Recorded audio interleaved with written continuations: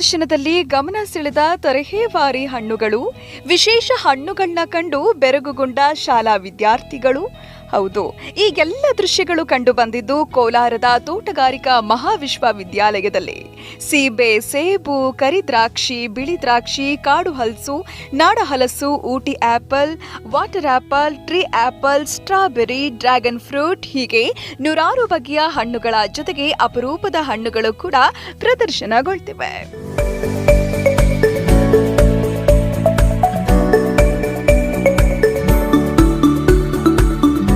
ವಿಶ್ವ ಹಣ್ಣುಗಳ ದಿನ ತಡಲಾಗುತ್ತಿದ್ದು, ಈ ಕುರಿತಾಗಿ ತೋಟಗಾರಿಕಾ ವಿಭಾಗದ ವಿದ್ಯಾರ್ಥಿನಿ ಖುಷಿ ಹೇಳಿದ್ದು ಹೀಗೆ.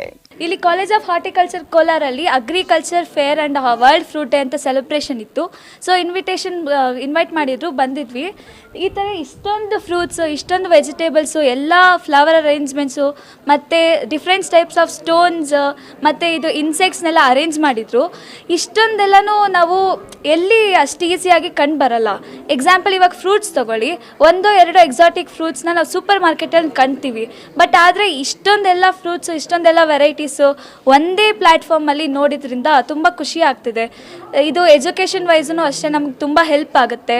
ಇವಾಗ ನಾವು ಸ್ಟೂಡೆಂಟ್ಸ್ ಆಗಿರೋದ್ರಿಂದ ತಿಳ್ಕೊತೀವಿ. ಇವಾಗ ಎಲ್ಲರಿಗೂ ಅದನ್ನು ಅರಿವು ಮೂಡಿಸೋ ಅಂತ ಒಂದೇ ಪ್ಲ್ಯಾಟ್ಫಾರ್ಮು ಇದಾಗಿದೆ. ಇನ್ನು 2 ದಿನಗಳ ಕಾಲ ನಡೆಯುವ ಫಲ ಪ್ರದರ್ಶನದಲ್ಲಿ ಹಣ್ಣುಗಳ ಪ್ರದರ್ಶನದ ಜೊತೆಗೆ ಅವುಗಳ ಕುರಿತಾದ ವಿಶೇಷ ಮಾಹಿತಿಯನ್ನ ಹಂಚಿಕೊಳ್ಳಲಾಗ್ತಿದೆ. ಪ್ರತಿಯೊಂದು ಹಣ್ಣುಗಳ ಮಹತ್ವ ತಿಳಿಸುವುದರ, ಅವುಗಳ ಸೇವನೆಯಿಂದ ಆಗುವ ಆರೋಗ್ಯ ಪ್ರಯೋಜನಗಳ ಮಾಹಿತಿಯನ್ನ ನೀಡಲಾಗ್ತಿದೆ.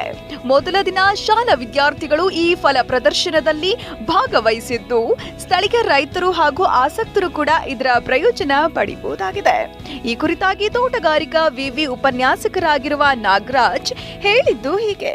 ಈಗ ಈ ವಿಶ್ವ ಹಣ್ಣು ದಿನಾಚರಣೆಯಲ್ಲಿ ನಾವು ಹಲವಾರು ಪ್ರಭೇದದ ಹಣ್ಣುಗಳನ್ನು ಇಟ್ಟಿದ್ದೀವಿ. ಈ ಹಣ್ಣು ಪ್ರಭೇದಗಳಲ್ಲಿ ಏನಪ್ಪ ಅಂದರೆ ಕೆಲವೊಂದು ಇಂಡಿಜಿನಸ್ ಅಂತ ಹೇಳ್ತೀವಿ. ಇಂಡಿಜಿನಸ್ ಅಂದರೆ ನಮ್ಮಲ್ಲಿ ಬೆಳೆಯುವಂತಹ ಹಣ್ಣುಗಳು, ಅದನ್ನು ನಾವು ಪ್ರಾಮುಖ್ಯತೆ ಕೊಡ್ತೀವಿ. ಅದಲ್ಲದೆ ಎಕ್ಸೋಟಿಕ್ ಫ್ರೂಟ್ಸ್ ಅಂತ ಹೇಳ್ತೀವಿ. ಎಕ್ಸೋಟಿಕ್ ಫ್ರೂಟ್ಸ್ ಅಂದರೆ ಬೇರೆ ದೇಶಗಳಿಂದ ನಾವು ಆಮದು ಮಾಡಿಕೊಂಡಿರುವಂತಹ ಹಣ್ಣುಗಳು.